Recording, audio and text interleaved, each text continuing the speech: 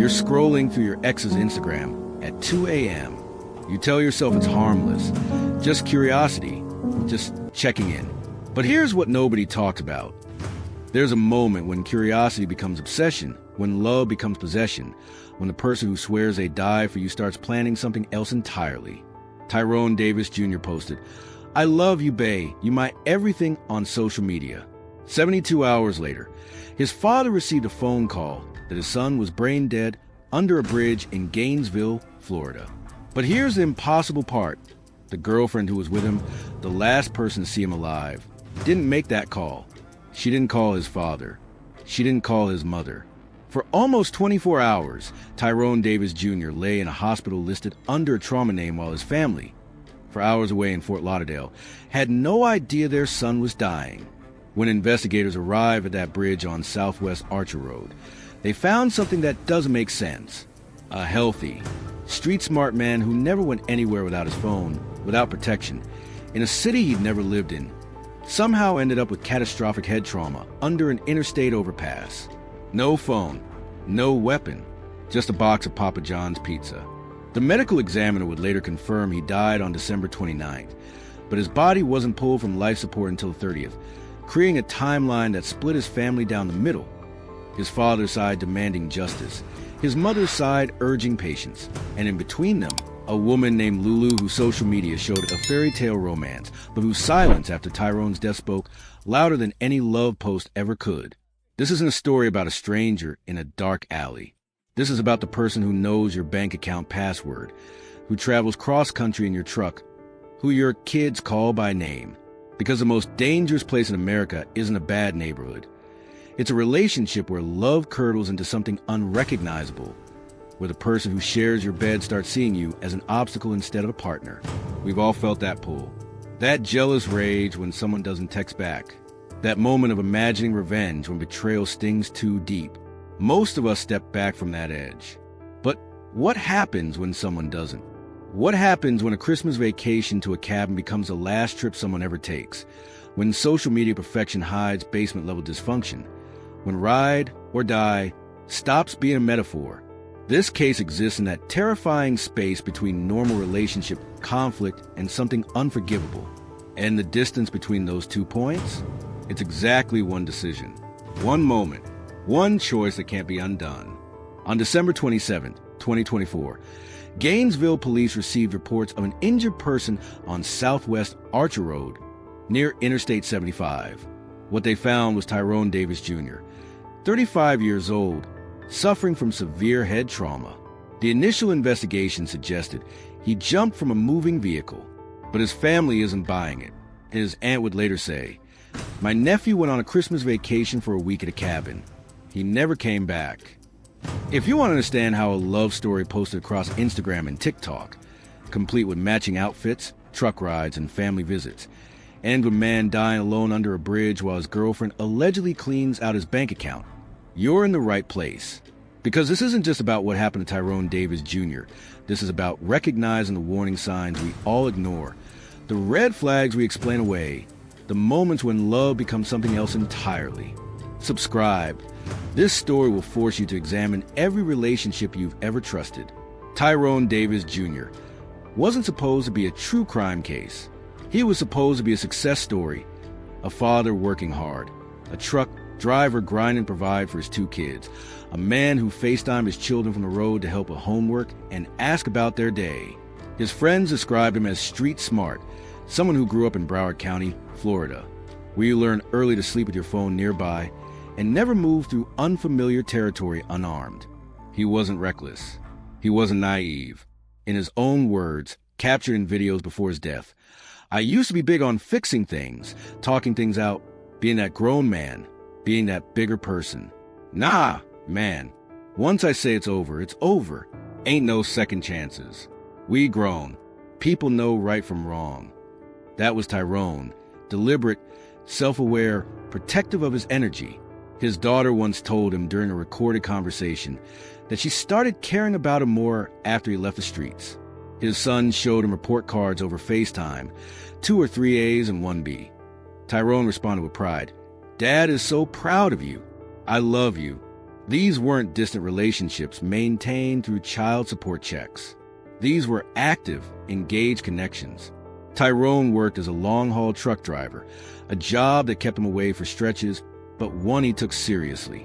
He posted about the grind, about the difficulty of parenting from the road, about his dreams of making more money and transitioning into something more stable. He had life insurance, a detail that would become critically important later. His father confirmed this directly. "My son had a policy, so if you hear any GoFundMes, he ain't no GoFundMe dude." Tyrone planned ahead. He thought about his kids' futures. He wasn't living moment to moment. But here's the detail that foreshadows everything. Tyrone's romantic life was complicated. The mother of his 2 children described their relationship as having ups and downs, disagreements, and challenges. But she emphasized that despite everything, Tyrone stood by her in her darkest moments and saw her when others didn't. Their connection was deep, built over years and 2 children. Yet by 2024, Tyrone had moved on publicly to Lulu. Lulu appeared in Tyrone's social media as early as 2021, possibly earlier. The relationship was documented extensively online. Matching outfits, playful TikTok challenges in the truck, visits to Lulu's family in other states, her twin brother coming to Florida to visit them. Lulu traveled with Tyrone during his long-haul routes. She played rock, paper, scissors with him at delivery stops. She spent time with his children. On camera, they looked inseparable. Tyrone called her bae. She called their connection perfect. But relationships that need constant public validation often hide private fractures. And somewhere between those Instagram posts and YouTube videos, something shifted. Because the man who said, "Once I say it's over," was about to make a decision to take a Christmas vacation with Lulu to a cabin in Gainesville. 4 hours from his home, 4 hours from his family, 4 hours from anyone who could help him if things went wrong. The cabin trip was supposed to be a week of relaxation. Instead, it became the setting for a mystery that would divide Tyrone's family, spark accusations of murder, and leave a community demanding answers about what really happened during those final hours.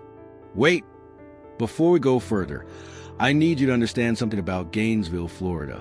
Southwest Archer Road near I-75 isn't some desolate back road. It's one of the busiest corridors in the city. Restaurants, hotels, gas stations, constant traffic day and night. When someone later visited the scene, they said, "This is the most busiest highway, busiest road. This is where everything at. All the restaurants, all the hotels, everything." That intersection has cameras. It has witnesses. It has Papa John's Pizza, gas stations, convenience stores, places with security footage running 24/7. So when Tyrone Davis Jr. ended up under that bridge with catastrophic head injuries on December 27th, the question isn't just what happened. The question is, how did it happen in front of dozens of potential witnesses without anyone seeing anything? Or did someone see something and stay silent? His aunt would later stand at that bridge and say, "Come on now, you got too many cameras out here. This ain't just no regular highway where people just come on, get on the highway. Man, this a busy-ass highway." She's right, which means whatever happened to Tyrone, it happened in plain sight, or it happened somewhere else entirely, and the bridge was just where his body was discovered. Lulu and Tyrone arrived at a cabin in Gainesville for what was supposed to be a week-long Christmas vacation.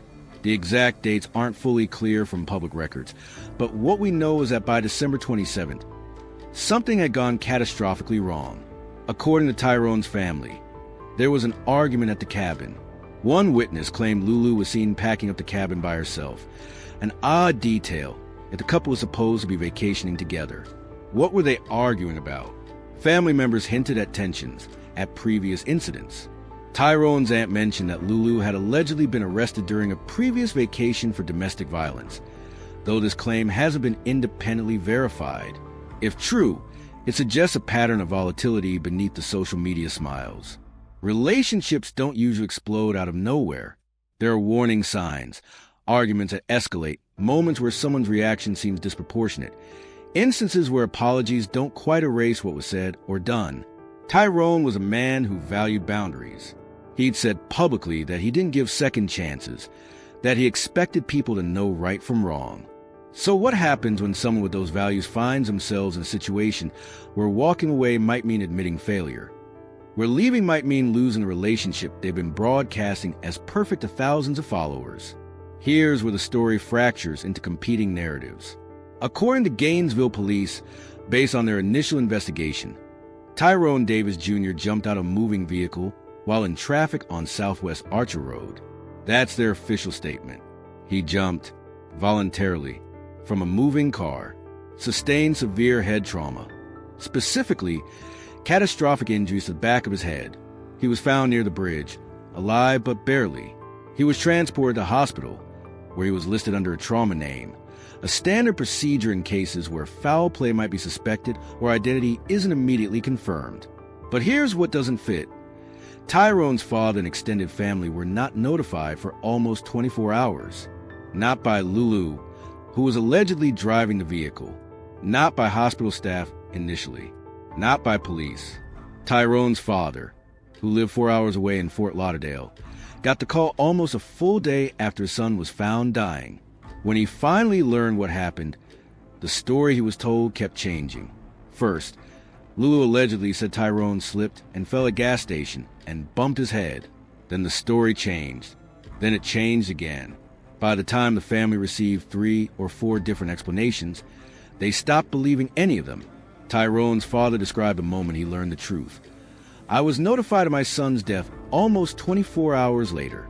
Not by mom, not by girlfriend. I'm not on here to provoke no violence, but I want the world to know that we're seeking justice for DRO." He and his family, his mother, his sister, drove 6 hours to Gainesville, went to the hospital, and stood in a room as medical staff performed brain scans. Tyrone failed the test. He was pronounced brain dead on December 29th, 2024. But here's the complication that would later divide the family. Tyrone's body was kept on life support until December 30th to allow other family members time to arrive and say goodbye.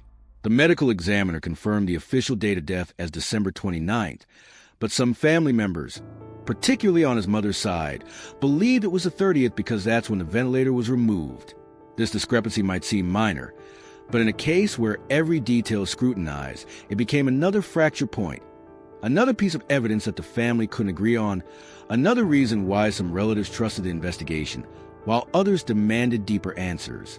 Tyrone's father played an audio recording of his conversation with the medical examiner to set the record straight. The examiner confirmed death occurred on December 29th. Cause and manner of death still pending, awaiting additional lab results and medical records.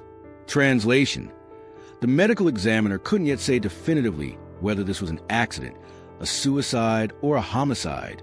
Imagine being Tyrone's father in that moment. Your son is dead. The woman who was with him hasn't called you. The hospital listed your son under a trauma name, meaning his identity was obscure for hours. The police are telling you he jumped from a moving car, but nothing about that explanation makes sense. Your son was street smart, someone who grew up understanding danger, someone who didn't move recklessly. And now you're being told he voluntarily leapt from a vehicle on a busy highway, sustained injuries only to the back of his head, and ended up under a bridge, all without his phone, without any weapon for protection, in a city he didn't know. But he somehow had a box of Papa John's pizza with him. That detail, the pizza, has haunted Tyrone's family. Why would a man fleeing danger or a man in the middle of a heated argument grab a pizza box but leave behind his phone? His father said it plainly. "We from Broward, baby. That's just not how we think. We sleep with our phones." The insinuation is clear. Tyrone didn't jump. Someone hurt him. And that someone is the only person who was there, Lulu. Let me pause here because this is where the case stops being a straightforward investigation and becomes a psychological labyrinth. There are no independent witnesses who come forward publicly. There's no surveillance footage released showing what happened. There's no confession, no arrest, no charges filed. What we have are two competing narratives, and both can't be true. Narrative 1, from Gainesville police. Tyrone Davis Jr. jumped from a moving vehicle, sustained head injuries, and died from those injuries. It's a tragic accident. The investigation is ongoing, but foul play is not currently suspected. Narrative 2, from Tyrone's father's side of the family. Tyrone did not jump. He was either pushed, struck, or harmed in some other way. Lulu, his girlfriend, knows what happened. She's changing her story, refusing to cooperate fully, and behaving suspiciously. The family believes this is a homicide, not an accident. Then there's narrative 3, from Tyrone's mother's side of the family. Let the investigation play out. Don't rush to judgment. The detectives are working the case. Accusations without evidence help no one.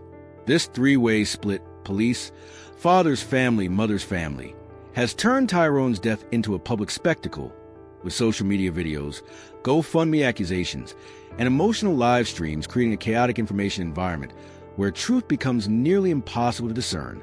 Lulu has spoken publicly twice. Her first statement, posted on social media, said, "I do love him with all my heart.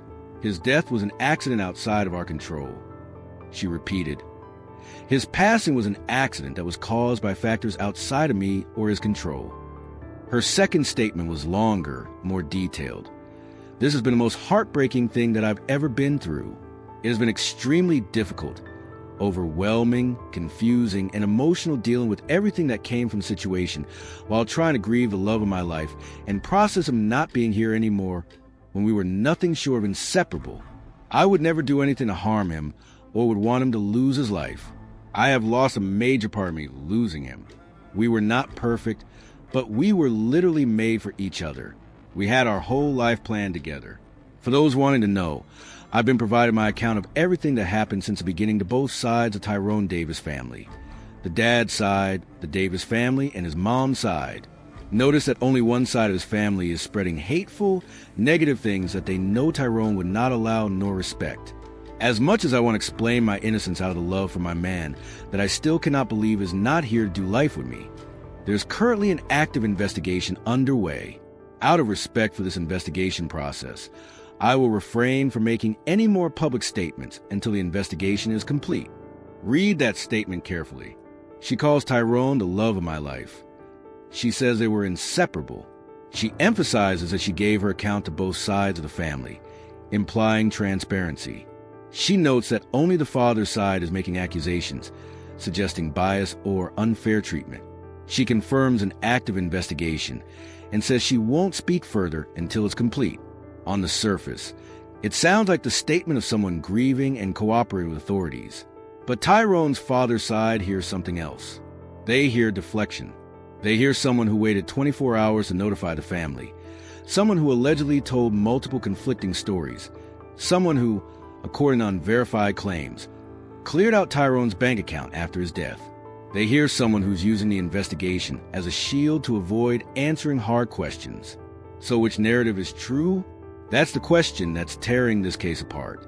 Because right now, all we have are fragments, police reports that haven't been fully released, an autopsy that's incomplete pending lab results, a girlfriend who says she's cooperating but won't speak publicly, and a family divided between demanding justice and demanding patience. Here's what we know with certainty. Tyrone Davis Jr. died from head trauma on December 29, 2024. He was 35 years old. He left behind 2 children.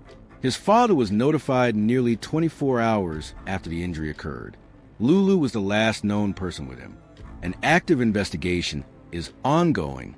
Everything else, whether he jumped, whether he was pushed, whether their relationship was as perfect as social media suggested, whether Lulu is a grieving girlfriend or a suspect hiding behind legal advice, is speculation, allegation, and emotional interpretation.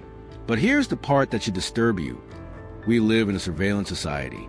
Gainesville, Florida, in 2024, is covered in cameras, traffic cameras, business cameras, dash cams, Ring doorbells. If Tyrone jumped from a moving vehicle on one of the busiest roads in the city, there should be footage. If there was an altercation, a struggle, an accident, anything, someone's camera should have caught it. So where is that footage? Why hasn't it been released? Why hasn't any witness come forward publicly to say, "I saw what happened"? The silence is deafening. And in that silence, conspiracy theories grow, accusations harden, and the truth becomes whatever people want to believe based on which side of the family they trust more. Let's talk about what happened after Tyrone's death, because this is where the case gets even murkier. According to Tyrone's father and extended family on the Davis side, Lulu exhibited suspicious behavior immediately following Tyrone's injury. They claim she didn't notify the family for almost 24 hours, a delay that seems inexplicable if this was truly an accident. If your partner sustains catastrophic injuries, your first instinct should be to call their family, especially when that family is only 4 hours away. Lulu's explanation, as relayed through her statements, is that she was in shock, overwhelmed, and processing trauma. She was dealing with police, with hospitals, with the reality that the man she loved was dying. In that context, maybe a delay in notification makes sense. Grief isn't logical. Trauma scrambles decision-making. But Tyrone's family isn't buying it. They point to other details. The conflicting stories Lulu allegedly told about how Tyrone was injured, the claim that she was seen packing the cabin alone after an argument, the fact that she allegedly had access to Tyrone's finances, and, according to unverified accusations, withdrew money after his death. Then there's the life insurance. Tyrone's father confirmed that Tyrone had a life insurance policy. He didn't specify the amount or who the beneficiaries were, but he made it clear that the family didn't need GoFundMe campaigns because Tyrone had planned ahead. This raises an uncomfortable question. If Lulu was listed as a beneficiary on that policy, does that give her a financial motive? Or is that an unfair accusation against a woman who's already lost her partner and is now being publicly vilified? Here's where this case forces you to confront your own biases. If you believe Lulu, then Tyrone's death was a tragic accident, maybe a mental health crisis, maybe an impulsive decision during a heated argument, maybe something we'll never fully understand. In that version of events, Lulu is a victim too, grieving the loss of her partner while being accused of murder by a family that refuses to accept that sometimes terrible things happen without a villain. If you believe Tyrone's father's side, then Lulu knows more than she's saying. Maybe she was driving recklessly. Maybe there was a physical altercation. Maybe Tyrone didn't jump. Maybe he was pushed or struck or injured in a way that Lulu is now covering up. In that version of events, the 24-hour delay in notification, the conflicting stories, the alleged financial activity, all of it points toward guilt. But here's the truth. Both narratives are incomplete. Neither side has presented definitive evidence. The investigation is ongoing. The autopsy is pending. No charges have been filed.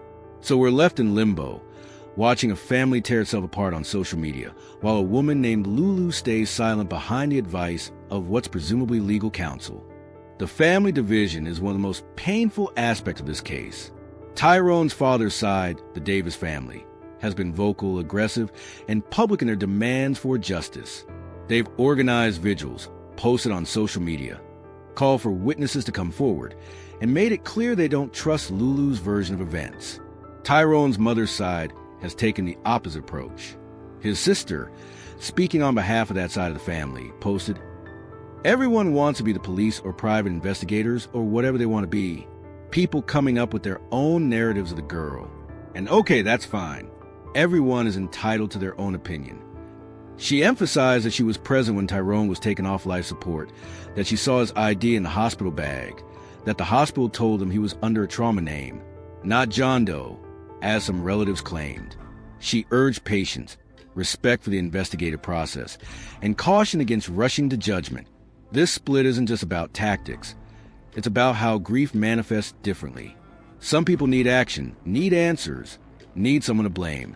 Others need time, need space, need to trust the system to work. Neither approach is wrong, but when they're in direct conflict, it creates chaos. And in that chaos, the truth gets harder to find. What's most haunting about this case is how ordinary it seemed before everything went wrong. Tyrone and Lulu's relationship, at least as presented online, looked like thousands of other couples. They made TikToks. They played silly games. They traveled together. Lulu met Tyrone's kids. Tyrone met Lulu's family. There were no obvious red flags, no public fights, no dramatic breakups and reconciliations, no warnings that this relationship was headed toward tragedy. But that's the thing about domestic situations that turn deadly. They often look fine from the outside. The perfect Instagram relationship can hide financial control, emotional manipulation, or simmering resentment. The couple that seems inseparable might actually be trapped in a cycle they can't escape. We'll never know what conversations happened in private between Tyrone and Lulu. We'll never know what tensions existed beneath the surface. What we do know is that at some point during that Christmas cabin trip, something went catastrophically wrong. Maybe it was an argument that escalated. Maybe it was a mental health crisis. Maybe it was something else entirely. But the result is that a 35-year-old father of two ended up dead under a bridge. And the only person who definitively knows what happened isn't talking. Let's talk about the evidence, or rather, the lack of it. In any suspicious death case, investigators look for several things: forensic evidence from the scene, witness testimony, digital evidence like phone records and social media activity, autopsy results, and the statement of anyone involved. In Tyrone's case, we have limited information about most of these. The forensic evidence from the scene hasn't been publicly disclosed. We don't know if there was blood spatter analysis, if there were skid marks from a vehicle, if there was any physical evidence suggesting a struggle. The autopsy is incomplete. Cause and manner of death are still pending, awaiting lab results. This suggests toxicology might be involved, or that medical examiners are trying to determine whether the head trauma is consistent with jumping from a vehicle or with being struck by an object or a person. Witness testimony is apparently non-existent, or at least no witnesses have come forward publicly. This is bizarre for an incident that allegedly occurred on one of Gainesville's busiest roads. Digital evidence, phone records, social media activity, GPS data from phones or vehicles hasn't been discussed publicly. This could be because it's part of an active investigation, or because it does exist, or because it's inconclusive. And Lulu's statements have been minimal and carefully worded, likely on the advice of an attorney. What we're left with is a case that's frozen in uncertainty. Tyrone's father says he's done his homework, that he has audio, video, reports, that he went to cabin and gathered evidence. He claims that if he and his family hadn't driven to Gainesville and pushed for an investigation, this would have been written off as an accident. He says he's not promoting violence, not trying to bash anyone. He just wants answers about what happened to his son. Lulu says she's cooperated with both sides of the family and with investigators, that she's given her full account, and that she's waiting for the investigation to conclude before speaking further. The police say the initial investigation suggests Tyrone jumped from a moving vehicle, but they're still gathering information, and the autopsy is incomplete. None of these narratives are satisfying. None of them provide closure. And that's what makes this case so maddening for everyone involved. There's no clear resolution, no obvious villain, no moment of revelation where everything suddenly makes sense. Here's the question that keeps coming up. Why would a healthy, street-smart 35-year-old man voluntarily jump from a moving vehicle? Tyrone's family argues it makes no sense. They point to his personality, cautious, deliberate, someone who didn't move recklessly. They point to the circumstances, no phone, no weapon, in an unfamiliar city, but somehow holding a pizza box. They point to the injuries, supposedly only to the back of the head, with no other broken bones, no abrasions, no road rash that you'd expect from hitting pavement at highway speeds. If that description of his injuries is accurate, it raises serious questions. How do you jump from a moving vehicle and sustain injuries only to the back of your head? Wouldn't you instinctively try to break your fall, resulting in injuries to your hands, arms, legs? Wouldn't there be scrapes and bruises from tumbling across asphalt? The lack of those injuries, if that's truly the case, suggests something else happened. But we don't have the autopsy report. We don't have official confirmation of the extent of his injuries. We're relying on secondhand accounts from family members who are understandably emotional and potentially working with incomplete information. On the other hand, people do jump from moving vehicles. It happens during carjackings, during domestic disputes, during mental health crises. If Tyrone and Lulu were arguing, if things got heated, if he felt unsafe or wanted to escape the situation, jumping might have seemed like the only option in that moment. Panic doesn't follow logic. Fear makes people do things that seem incomprehensible in hindsight. So the question isn't whether it's possible that Tyrone jumped. It's whether it's probable given everything we know about him, the circumstances, and the physical evidence. And that's a question we can't answer without more information. What we can say is this: something happened in that vehicle or at that location that resulted in Tyrone Davis Jr. sustaining fatal head trauma. Either he jumped, he was pushed, he fell, or he was struck. One of those scenarios is true. The investigation's job is to figure out which one. And until that investigation concludes, we're all just speculating. Now, let's talk about something that's been swirling around this case but hasn't been proven. The allegation that Lulu cleared out Tyrone's bank account after his death. This claim has been made repeatedly by people online and by some of Tyrone's family members, but it hasn't been verified by any official source. If true, it would be devastating evidence of guilt, or at least of morally reprehensible behavior. Taking money from a dying or deceased partner's account, especially before notifying their family, would suggest premeditation or opportunism. But if false, it's a serious accusation that further damages Lulu's reputation and makes it harder for the truth to emerge. Here's what we know. Tyrone had a life insurance policy. His father confirmed this and said the family doesn't need financial help because Tyrone planned ahead. But we don't know who the beneficiaries of that policy are. If Lulu was a beneficiary, that's not inherently suspicious. Many couples name each other as beneficiaries. It only becomes suspicious if there's evidence she harmed Tyrone to collect on the policy. As for bank account access, it's common for couples in serious relationships to share financial access, especially if they're traveling together or managing joint expenses. If Lulu had legitimate access to Tyrone's accounts and withdrew money for expenses related to his hospitalization, funeral arrangements, or travel costs, that might be explainable.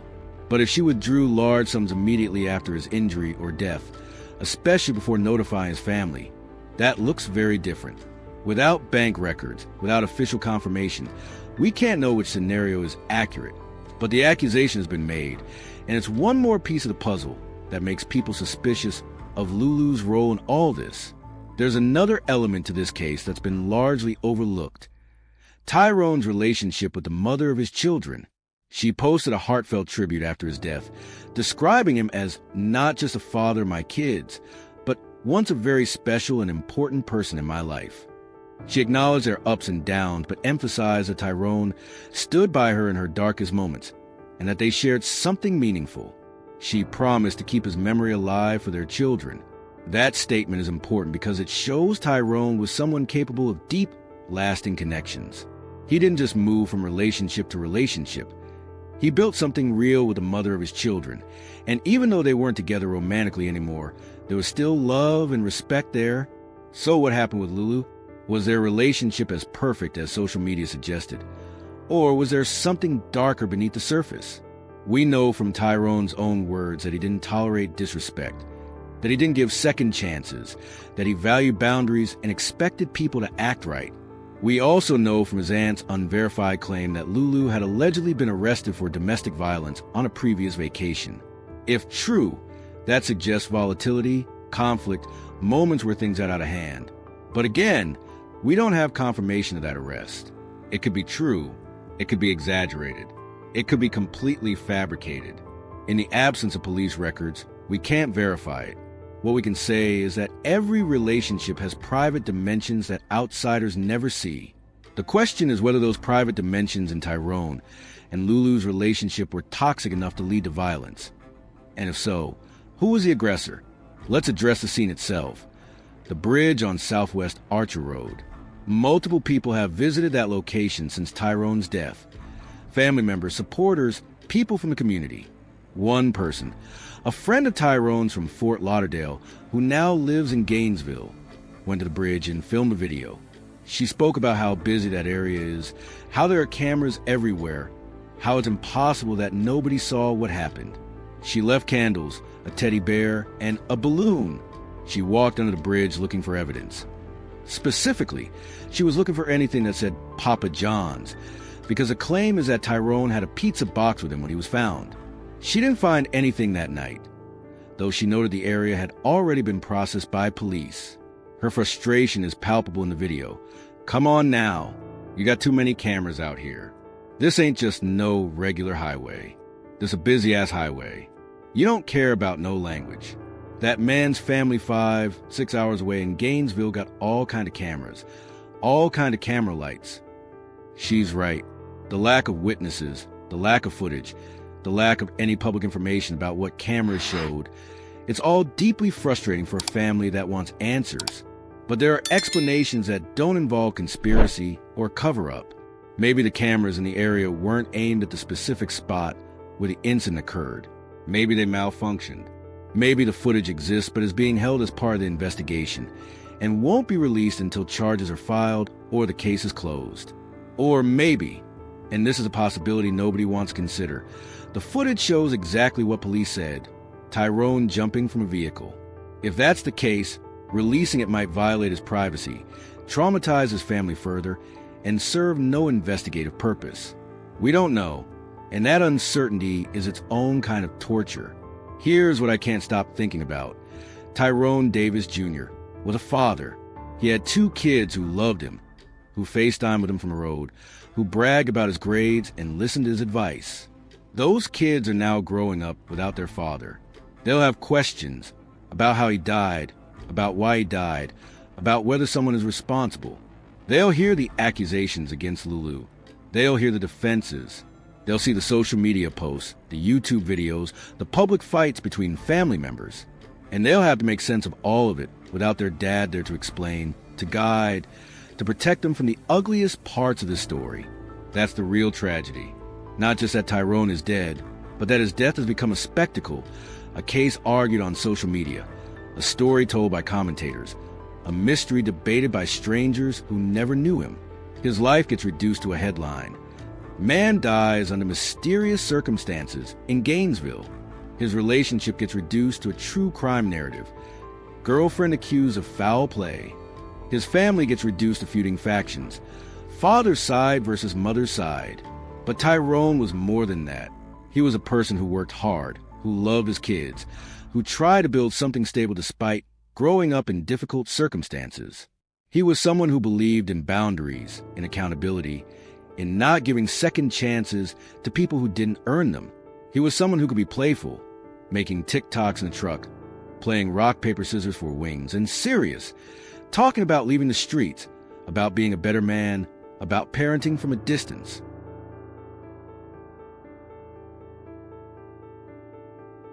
The question that haunts this case is the same question that haunts every suspicious death.